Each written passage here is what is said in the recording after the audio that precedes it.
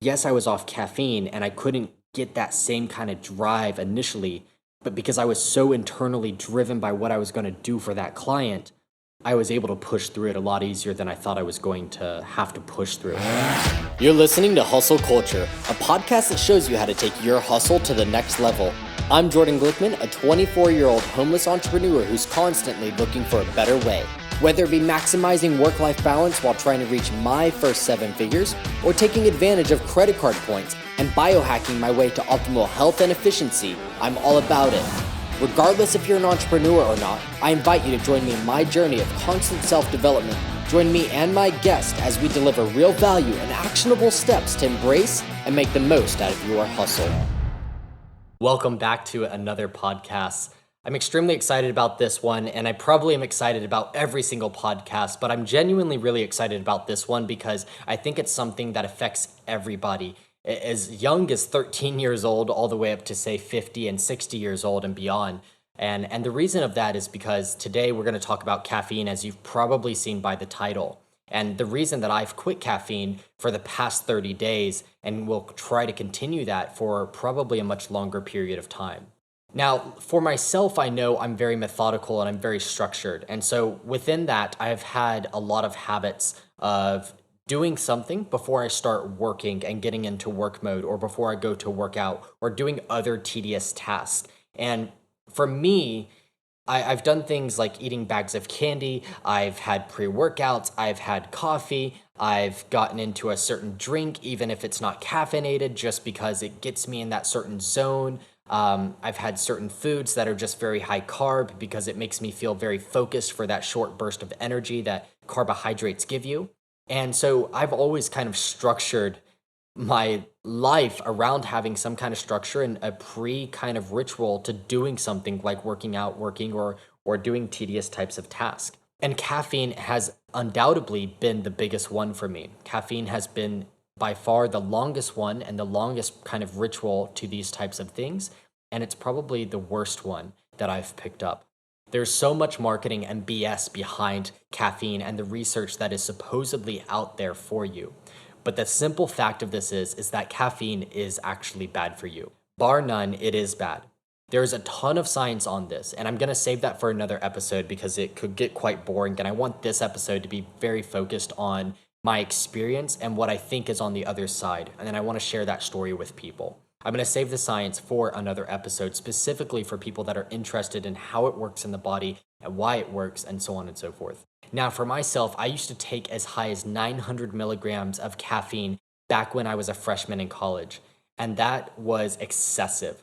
After learning a little bit about caffeine throughout college and in a couple years, I eventually understood that taking anywhere between 80 and 400 milligrams was optimal for my body weight, as well as how often I was taking it. So if I was taking it much less often, I would take 400 milligrams. If I was taking it consistently, I would try to stick around 80. And again, this was based on a very valid study that I had put a lot of time researching into at the time.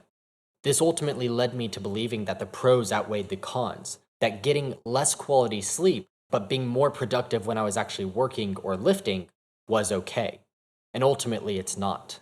And the reason is because you forget what your body can do naturally without drugs, without additional assistance. You forget how powerful and how incredible your body ultimately is.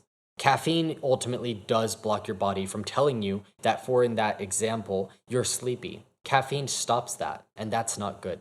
So a tiny bit on the science and how this works, but without going too in depth.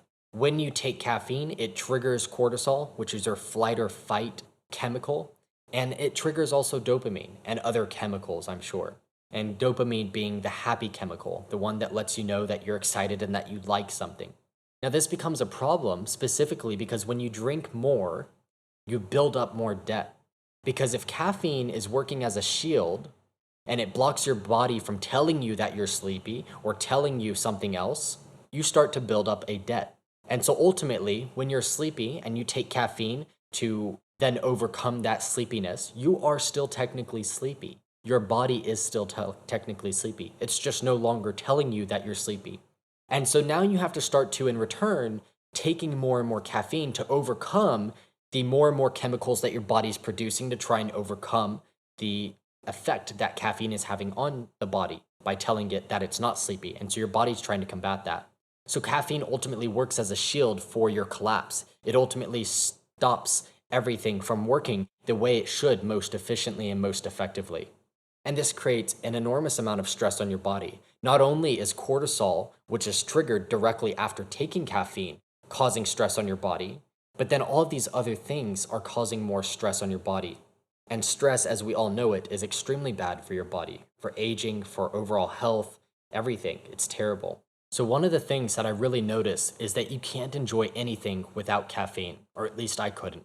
From going to work, to going to the gym, to being around people, even at certain times. And maybe that's just who I am. But in reality, I noticed that it was harder when I was on caffeine, when I was consistently taking it every single day and relying on it.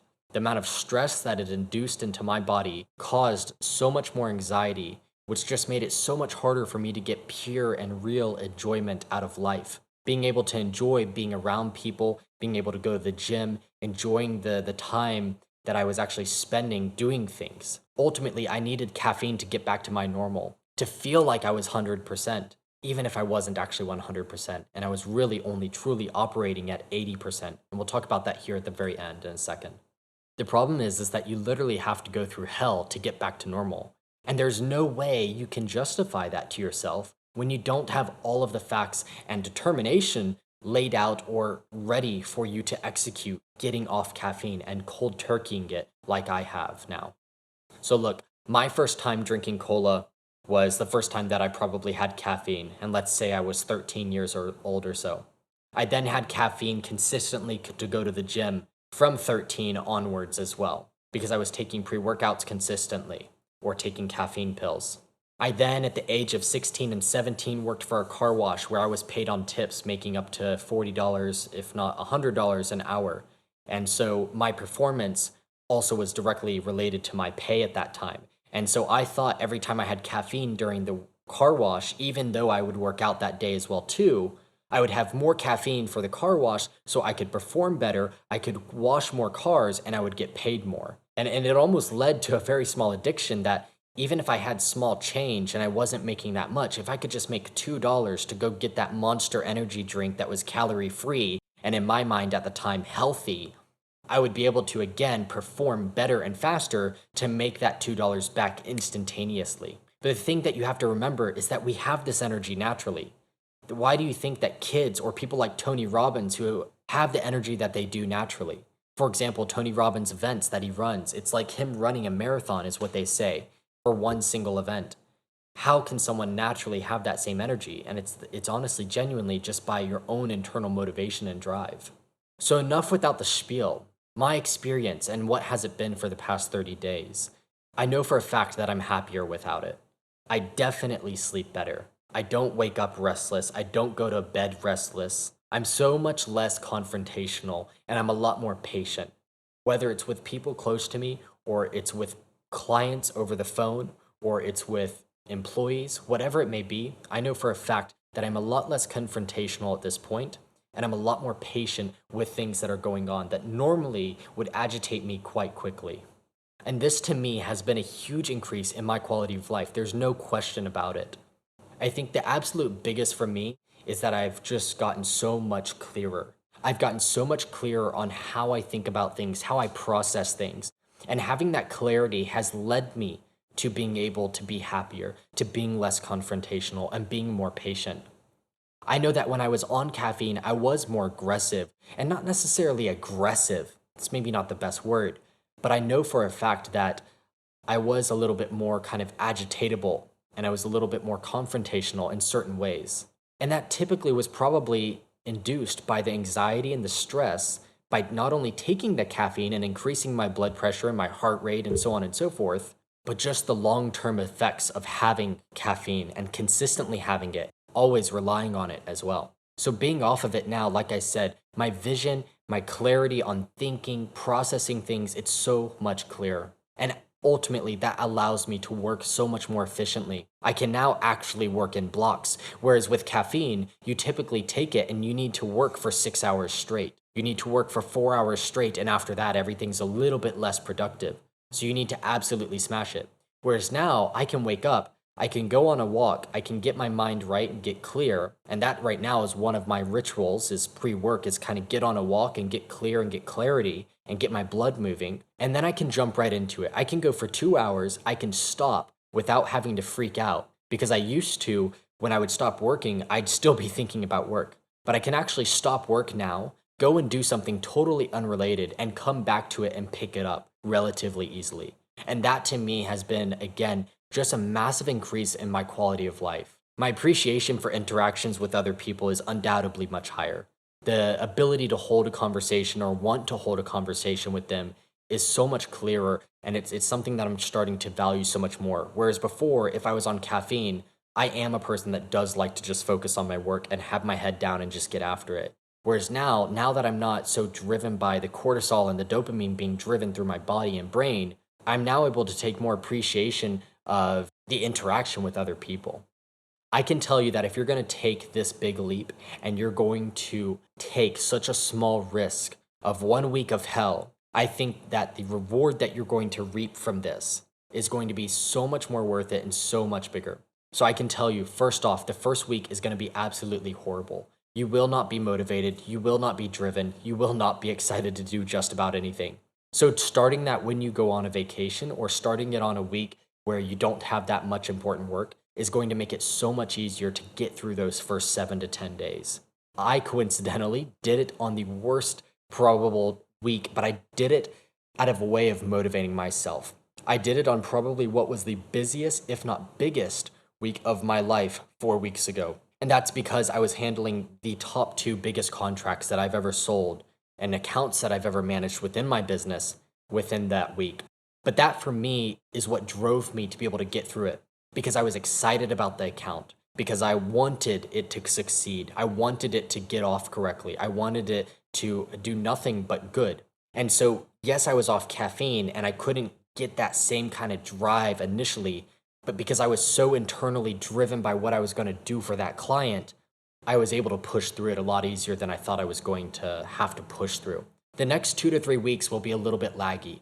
You'll start to have some days here and there where you don't really want to work or you don't find that kind of synchrony, being able to find consistency or how to step away from work and you kind of want that boost. But after you get about that second and third week as well, that fourth week it starts to become quite fine. And I think, again, the biggest thing for me that I've been able to take away from this is that I can now work in multiple blocks or even all day if needed. With caffeine, I inevitably and always have been this way where I can work from wake up until sleep. But there is no doubt, looking back again with a clear kind of retrospect kind of vision here, that my work days prior were 6 hours super hard and as super fast as possible to get everything done before I started to come on the come down or needed another boost of caffeine. Whereas now, again, I can work for 2 to 3 hours, I can step away, and I can come back and still be working quite efficiently and effectively. And that to me is almost more productive. So if you step away with the third person point of view on yourself and you see that, yes, on caffeine you're productive, it's not that you can't be productive, of course you can. But you might think that you're actually busier than you actually are because of all the cortisol, all the stress, all the dopamine, and etc running through your body makes you feel like you're busier than you actually are.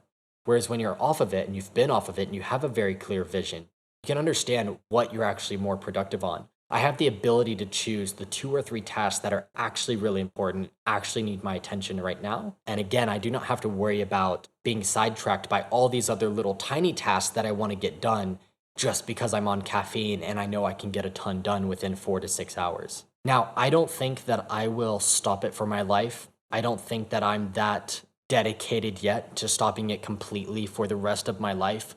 I think for right now, I'm definitely interested in stopping it for a handful of months. But I think for now, it's stopping it completely for at least 1 or 2 months. And whenever I do have the next first sip of that good old cup of Joe, I think for me, it's that 1 or 2 times a month where I want to do some kind of creative work, where I want to be a little bit more fun or driven or maybe want to be stressed out. And that for me is going to be those 1 or 2 kind of exceptional times where I'm saying that, yes, it's okay. It's kind of like going out and drinking. You wouldn't rely on doing it every single night, But again, you have those one or two times here and there where you kind of put it in your little acceptance category, if you will, where, yeah, one or two times a month is totally okay with me. So that's kind of my perspective. That's been my experience in stopping it for 30 days. Again, this is actually day 30, the day I'm recording this, that I've stopped it now in 2020. So May 1 until May 30. I actually stopped it as well back in 2019 for exactly 1 month. I believe I stopped it on like December 15 and went till Jan 15, 2020. But ultimately for me, this second time has been even more clear of an experience in how helpful it is to me because I'm in the middle of my job and work and I'm in the middle of the hustle. And so I truly see how it does affect me. Whereas before I did it on a vacation. So it was easier on the vacation, but now it's so much more clearer on how much it actually is helping. And it's not just something that I think is good for my health. And again, I think if I do another video on this and I do all the science behind it, that is going to be so much more focused on the health and what value you're actually going to get out of it besides just more productive kind of work and how it can increase your biohacked efficiency, if you will, right? I'm probably not saying that the right way, but we're not all perfect. And so that is all that I have for this third episode on why I quit caffeine and my experience in doing it. Thank you so much for listening this long if you have. And if you have listened this far, I hope that you've genuinely taken some kind of value away from this, whether it was a newfound perspective, it's an idea that you can act on, or it's an action that you're able to start implementing and executing within your own kind of life as you work towards your own personal development, business goals, or whatever you may have it. Again, thank you so much, and I'll see you on the next podcast. Hey there, hustlers. That's this week's episode of the Hustle Culture Podcast. Thank you again for listening, and don't forget to join us next week for another episode. If you're able to take away any bit of value from this episode and you want to support the channel, there are 3 things that you could do that would massively support me and the team that make all of this possible. The first one is to leave a review wherever you're listening to this podcast at.